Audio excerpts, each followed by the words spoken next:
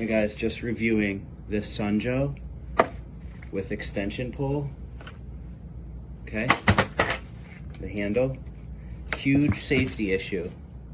This, when attached to this pole, is very heavy, and when attached to the handle, which is supposed to snap into place and only be released when you use this to come off,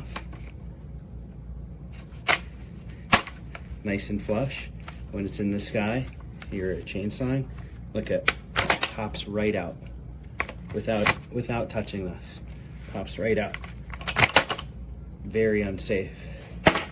So I got a new one. See if it works. Nope.